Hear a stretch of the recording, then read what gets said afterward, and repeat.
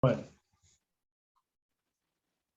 evening, ladies and gentlemen, and welcome to season 2 of the Stephanie Stevens Show and Pronoun TV. This season is going to be exciting, and it's something for everyone. Today on the show, we're going to be talking to a young gentleman about hooking up with men on the DL, part of the LGBT two-spirit pronoun community. This is a story we usually don't talk about. Black men who hook up with DL men or just regular men in general, but consider themselves a specific type for a specific type of gentleman that he is looking for. So today we're going to talk to Michael Clark, and he's going to talk to us about his sexual preference of being a bottom in the LGBT two-spirit pronoun community. We want to talk about this because it's not talked about enough. We know it's happening because we watch a lot of the forums on these hookup sites, from Plenty of Fish to Craigslist to Grindr to and Tinder and many of the other ones. So we wanted to talk about this because we thought we could educate some people about the real reality behind closed doors. What men are actually doing, what they actually prefer to do, and what they like. So today I want to welcome to the show Mr. Michael Clark. How you doing, Michael? I'm great. Oh my God, I feel so great to be here on your show. Oh my God, I'm so excited. And I'm just here relaxed. I had a little bit of wine. Well, you know how it is. Thank you for being here. You know, this season is so exciting because I didn't think we would get to the second season. But then when they started talking to me and they said, well, we like this and we like this and we like this, let's just continue on and we're going to see if we can put it all together. So here we are in season 2, and they wanted me to get down to the meat and guts of the stories for our community. And hopefully we can educate and inspire others. And the reason I liked your this interview here is because when I was watching you on TikTok, I thought, well, my agent, she thought you were bold and you were gutsy. And the fact that you were brave for actually saying what you liked in bed and coming from Black men that usually don't talk about these kind of things, mainly when they're on the down low or they're secretly in the closet. Now, today, on the show, we're going to talk about being a bottom and being an out bottom and not afraid to tell people in the world. And not afraid to tell people what you like in bed, which I don't think there's anything wrong with telling your partner something that you like in bed. Now, where are you from, Michael? I'm from the smallest state named Rhode Island. No, it's not part of New York, viewers. It's not part of New York, Rhode Island. It's the smallest state in America. It's right above Connecticut, next to Massachusetts. Because some folks get a little confused. They think that Rhode Island's part of New York, but it's not. It's the smallest state. Some folks do get confused. So you're from Rhode Island. Are you? Is that near Provincetown? Provincetown is probably like about 2 hours and 45 minutes away from me. Because they messaged me about maybe doing something down there, something at a place called the post office or something. Go there. Oh, okay. You should. All right. Now the reason what are your pronouns? How do you identify? So you know what, someone, you know what's so crazy, that someone asked me today at Club Vibe Lounge what were my pronouns, and she asked me that, and I was like, well, I identify as him. So she's like, oh, okay, I'm still learning about that. I'm like, yeah, I'm him, I'm he, you know, because I was telling her, I said I could have been a trans man, you know, because trans men look just very much like men with beards and everything. Very convincing these days. Yes. So I'm like, I'm him, I'm he. And she said, oh my God, I want to learn more. So I'm gonna meet with her soon too. Okay. So now, the reason I thought your story was fascinating is because when I was going through some of your videos and stuff, and you were so openly and honestly about what you like in bed. Now let's first get back and talk about, when did you know you were gay? I knew I was different since I was probably like 4 years old. Like I was playing with Barbie dolls, and I knew that I was different. You know, my siblings would sit up over here and call me gay, this, gay, that, and I'll be upset, but deep inside I know it was gay. But I just kind of like, it's not like I hid it, but they knew, my mother knew. You know, parents normally are the first ones to know. Mm-hmm. So my mother already knew, but my dad didn't know for like years down the road. So at 15, I finally had the courage to tell my mother and my grandmother that I was gay, and they was very accepting of it. They loved it. They didn't care. They have gay friends themselves. Mm-hmm. So, you know, but recently I did tell my dad, he took it very well. My dad loves me too. So it's a blessing. It's wonderful to have a support system. It really is wonderful to have a support system. You know, I miss my mom and dad every day. And I tell people, and they usually, because I come from a very strict Christian background, and my parents were very accepting of me, and they were very good to me. And I'm the baby. I have an older brother and an older sister, and we never really had that gay conversation in the house. They just knew. They just knew. And it's great that your parents, and now that you've told your father, and you know, a lot of Black fathers, usually when you would tell them that you're gay, they would kick you out of the house or beat you up. That's what happened to some of my friends. They were disowned. And you know, I come from a strong Christian family background as well. And to them, it's not their job to judge people. From my understanding, they don't judge nobody. That's up to God to judge somebody. God judges people from their heart. God knows your heart. God knows my heart. So he can judge us when that day comes. But it's not anybody else's job to judge you or me. And it's not our parents' job to judge us as well. So they took it like that. And I just felt great to have that support from my siblings and my parents, because like you said, it's really hard for people to get that type of support from their own parents. It really is hard, especially coming from a Christian background. Now, you know, I see a lot of people now on different apps, especially TikTok, talking openly and questioning the Bible, making real relevant questions for stuff that we might not have known. And it's great that now we are now getting to see not just older people, but younger people who are actually reading from the Bible and, you know, and questioning, this is not what the Bible said. This is not what God said. And these things, now, you know, as Christians, we were taught to believe in the Bible and what it said. But me and you both understand clearly that we're human beings and we're on this planet. And I think if God would have chastised and hated homosexuals, I think he would have said that, just as the way they put in the Bible about calling women harlots and Jezebels and all of, you know, these kind of things. Now, do you have any siblings? Well, altogether, my mother has 7 kids. So I have 6 other siblings, 5 girls and 2 boys, which I'm counting myself, my little brother. So we have, you know, I have 6 other siblings. Anybody else gay in the family?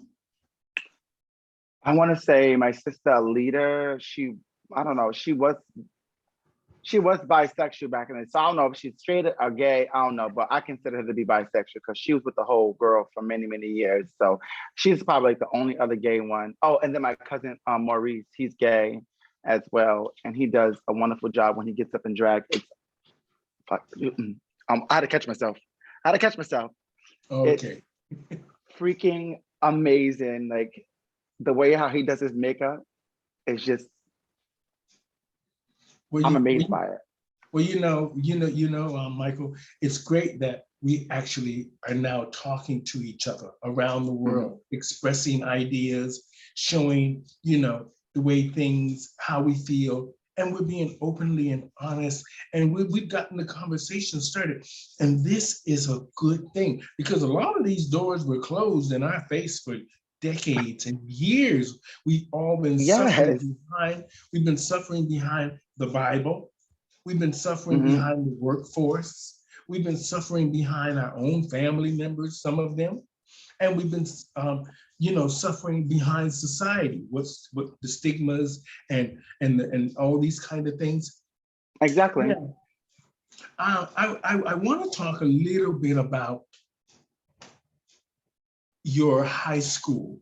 The reason I'm skipping junior high is because I think that generally we might have dibbled and dabbled when we were in elementary and all that, but I think the meat and guts of the story starts when we were in high school, and we have a little bit more freedom, because usually you're transported out of your community into other schools, and you're getting to meet different races of people or different cultures of people, and you're now mixing with other people. What was your first sexual experience like? Were you with a woman or a man? I've never been with a woman ever. I think Okay. I probably kissed a few girls, but I've never been with a woman. I've always been with a guy. I think I lost my virginity probably like around 17. So that Mhm. was in high school. Um, yeah, that's when I lost. That's when I Okay, was so what really. was it like when you had your first sexual experience? What was it like? Um, all right, so I'm gonna get personal. But my first experience bottoming was Nightmare on Elm Street Part 10. I Okay. mean, I did not know what I was doing, but he knew what he was doing. I didn't know what I was doing. So, something had happened. I was crying because it hurt, was too painful. And then we tried it again and it was like butter. Oh, okay. Well, it's funny when you talk to Black men about bottoming, and Mhm, because most of them think, well, most of us in general think Black men are supposed to be strong and, mhm. virile, and they're supposed to be the aggressor and the dominant one. Yeah. Now, it's very funny when I'm actually talking to a Black bottom that is open about what you like in bed. Now, why do you think Black men hide being a bottom so much? I feel like a lot of them feel like it makes them look weak. Like some of them probably, some of them, but some of them don't want to tell folks that they're bottom. Some bottoms are actually very dominant versus Mhm. being submissive. There's some submissive bottoms, there's some dominant bottoms out there. Me, I kind of would say I'm like in the middle, kind of, because I'm in the middle. Mhm. So, but you know, ooh, it's tough. Well, But most parents, because because because because people, I'm sorry to cut you off, but people look as bottoms, not a lot of gays, but some gays, from my own experience, after having conversations about this with many of my peers throughout the years, and them expressing their feelings to me expressing my feelings to them. But from my knowledge, from what I had gained from different people from conversations, was that sometimes people don't like to tell people their sexual position right away, because once you tell somebody a sexual position, there's no conversation after that. They don't want to talk to you no more. They don't want to do nothing. They don't want to hang out with you because you're not what they want you to be. And I am Mhm. who I am. Even if I am a bottom, it should still be some kind of friendship and we can network and work together. But some folks don't take it like that. You sit up over there and say that you're a bottom, that's it. They don't want nothing to do with you because they can't get what they want from you because you're not the top. Mhm. So I mean, that's from my experience, listen to people in my own experience I have went through before. So because some folks just they have a good conversation, and when the time comes down to it, me, I don't like to waste my time. I tell you right up front and center, like I'm a bottom, I'm from Rhode Island, da da da da da. I give them the opportunity if they want to continue to talk, even if they are a bottom, I don't mind being their friends. But I still leave that door open. Like if I'm in their state, we can go out for drinks and have mimosas and things like that. But as soon as you say that you are a bottom, I don't know what that's all about. Like, you know, but Mhm. then again, some folks, when it comes down to dating, they want to know like what's what right then and there. I feel the same way too, as well. So I'm always like very straightforward, cut and direct with it. Well, it's good that you're actually open and honest about that. A lot of times we did a little bit of research where we saw that a lot of fathers, we talked to a lot of older gentlemen about their sons being gay, not necessarily just Black men. We talked to just a few different gentlemen, and most men, even if they were okay with their son being gay, they didn't want them to be the bottom. And this was kind of shocking to us because when I asked this one older Black man, why wouldn't you want your son to be the bottom? He says, because he's the sissy. Like you said earlier, he's the weak one. He's the the frail. And Black men are supposed to be looked at as strong and dominant. Now, a quick question. How do Black women see you? Because sometimes Black men, even on that are bottoms, can sometimes, and in our community, we call them sissified, or they're very feminine and all this stuff. How do Black women see you? Do they just think, what do they think of you when they see you and they see you maybe having bigger hips or a bigger butt and all these, and kind of Seshan and, Shantan and all that stuff. What do you think they think? Well, seeing that I'm in the spotlight all the time, I deal with a lot of women of color, actually. When I see my sisters, my Black people, my sisters and my brothers, but when I see my Black sisters out, we praise each other, we compliment each other. We tell each other how handsome, how beautiful you are. That's what we do over here. We do that. We uplift each other. It's never a competition about whose ass is bigger. Shit, I'm sorry. But that's how we work around these parts of us. I can't speak for everywhere else, yeah, but I know like here, like we compliment each other. Like we praise each other. We try our best to work with each other. Like I just left that business meeting, like I was interested in the African jewelry and stuff like that. So we try to work with each other. And I never had that case when it comes to Black women over here, because we always seem to praise each other all the time. So Now, a quick question. Now, I know that you run into some opposition with DL yeah, men I do and that. heterosexual Yeah. men. And how do you cope with that? I'm so glad you asked that question. It's a very important question, actually. I want to say if it was like 5 years ago, I probably would be cussing them out and saying all kind of nasty things to them. But being age 31, I don't have that type of energy no more. That energy left my spirit. However, I had gotten to an altercation with somebody online about Lil Nas X. And, I was commenting, the person was being nasty to me. And then, you know what I said to him? I said, I love you and you have a great night. #love wins. And when I tell you, when I wrote that, this man came back and inboxed me a very respectful note. And he said, we need more people like you. So we don't have to always reply back to a negative. We can always give a positive to a negative and turn that negative into a positive, like I just did. We need more of that. And that's exactly what I did. Wonderful. So now, that's wonderful. Now, let me just ask you, now, since you mentioned it earlier, what do you think about all of this Lil Nas X controversy? I must say that Lil Nas X is doing a wonderful job when it comes to marketing.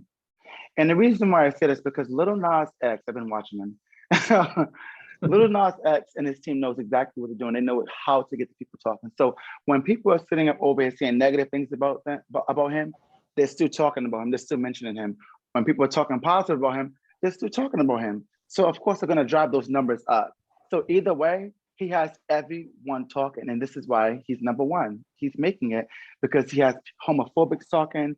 You have the LGBTQIA plus community talking. Everyone's talking about him, and that's what he's doing, and that's what I'm seeing. You know what I like the most about him, and it's not even because you know me. I really don't like rap, and I don't dance anymore like I used to, and all this kind of stuff. But what I like most about him is when you watch the stuff that he's doing, you can see that it's not pushed or contrived. It's a natural thing from him. It's probably because he's so conditioned from all the stuff that was taught to him before, and it just it's irrelevant in this day and time.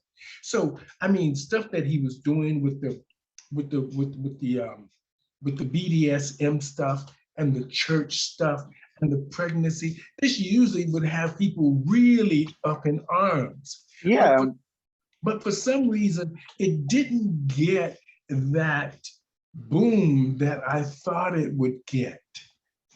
And, you know, that means that somewhere along the line, we are communicating and understanding, but still there's that opposition because of either the Bible or our backgrounds or where we're from. I mean, you're a young person, so you know. I mean, I'm 60 years old, so it's your turn now. So I'm glad that it's coming from a young person about what is happening today.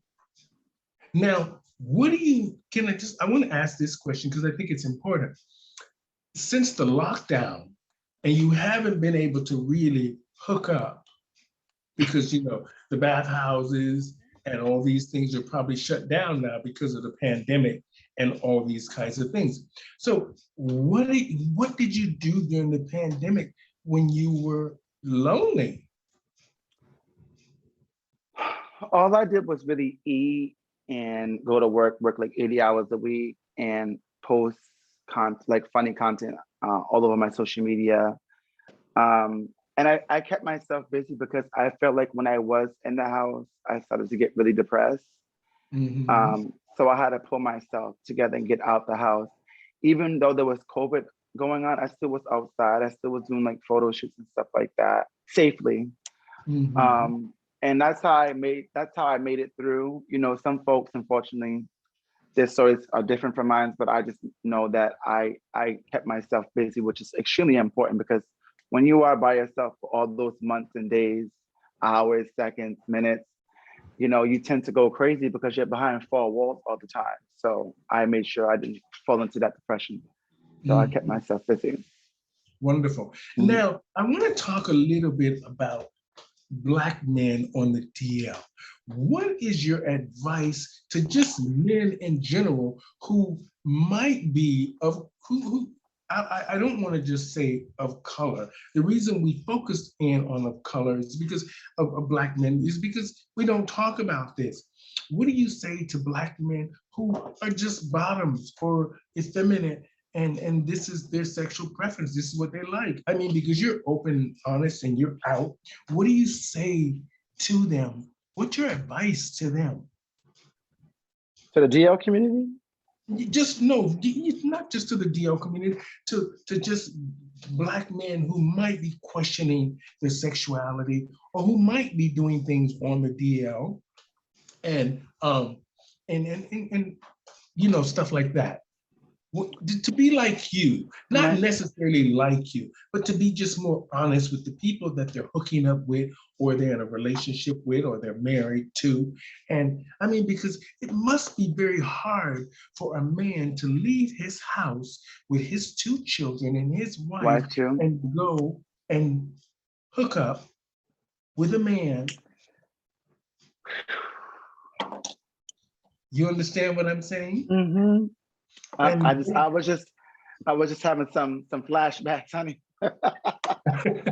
And for him to come home to his wife after this enjoyable experience, because he wouldn't have went over there on a because do you have regular DL men that see you, that have children? Because you know, most Black men have children somewhere.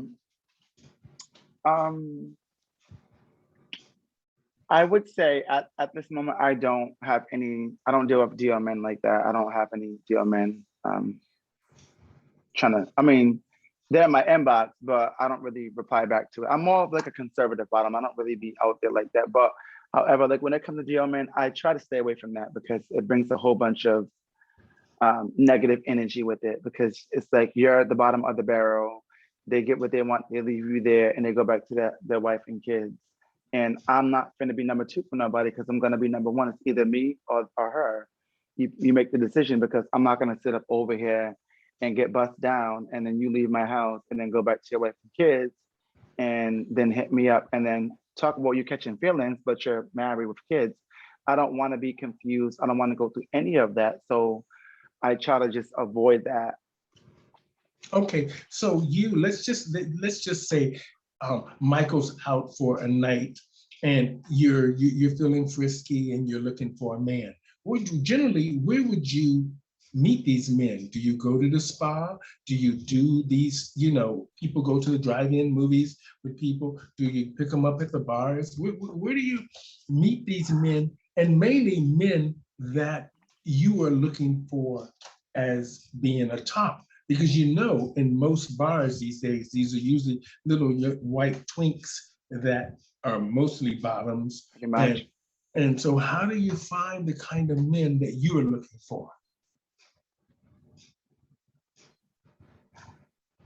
Well, I want to say probably like about 80% of the time when I am at the club, they think that I'm a top, because I'm like 6'2", 6'3", so I'm tall. So they look at me they see this beard, they see this cute face, they think that I'm a top. So I always attract bottoms my way. So that just doesn't work out for me.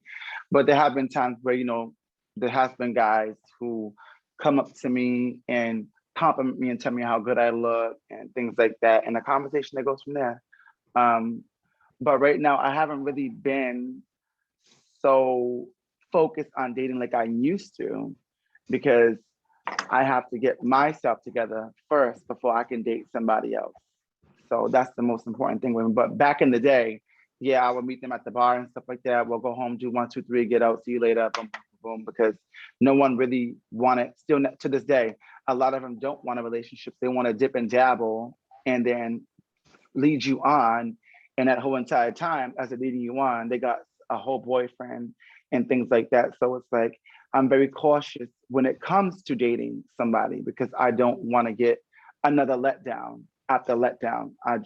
I take a different stance from it now. So I have to really look into this person before I sit up over and give them the time and day, because I don't want my time to be wasted, because that time I invested into that person could have been time I invested into myself. Okay. Is same-sex marriage legal in Rhode Island? Yes, it is. Mm-hmm. Okay, that's wonderful. Mm-hmm. Now, I actually was married. We'll say that. I actually was married legally. So, yes, been through that too.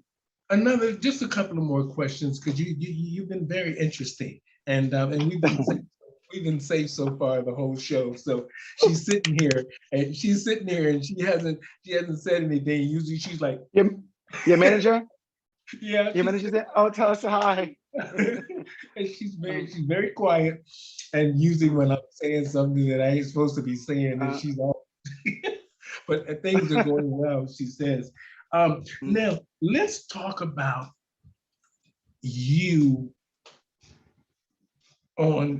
Have you ever been with bottom men that did you ever take a bottom home and he was okay with doing what you wanted to do? Yes, many moons ago. Yes, I was fooled. Actually, I was fooled before, but yes, I have. A few times. It must feel weird when you get home with another bottom and the bottom says to you, well, you do me. And then once you've done them, if you agreed to do that, and then all of a sudden they're not interested in the sex anymore, because they either thought maybe that you were attractive or you had a large member and they like that kind of stuff. And and they just used you to get what they want. Have you ever been tricked like that? I have. And when I came to those situations, I just like, no, because they knew I was a bottom. I let them know. And they said, oh, well, I top here and there. You know, I like top. I'm like, okay, well, I already had a few drinks in me. Let's go back to my house. But that was years ago. That was like the young me, like the early 20s. So Mhm. now it's like I've grown up from that. I carry myself differently now. So no, I don't deal with that stuff anymore. But I have run into that a few times and respectfully decline and got them back home. Okay, now the reason I'm asking you this is because she wrote down these things here for me to ask, and I think that Hmm. they make sense. Now, I want to ask you another, a sort of a personal question in the same line as this. Have you ever been home with a married couple, either two guys, or I mean, same-sex partners, or husband and wife? And have you ever been home with people like just with that random hookups? Well, I had a threesome with a couple years ago in Bronx, New York, but that was probably like when I was like 2021. But that was just the first and last time. Was this a Um, hetero couple or same no, it sex? was gay, it was same sex, they were Okay. boyfriends. I think I was like 20 when I did that. But you know, like that's not me. I tried it, I experienced it, and the way how I hold myself to like a very high standard when it comes, especially to my body. Like I just can't do that at 31. I can't do that, you know? So some folks are in it, congratulations to them in their poly relationships, but I don't see myself doing that now at age 31. Years ago at 20, I have tried it. It was very interesting, but it wasn't for me. Okay. Now, another Mhm, question in line with that.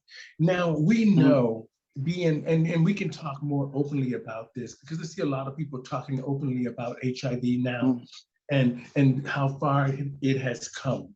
As far as the treatments have come and the advancement of people living longer and doing better, which is an amazing thing.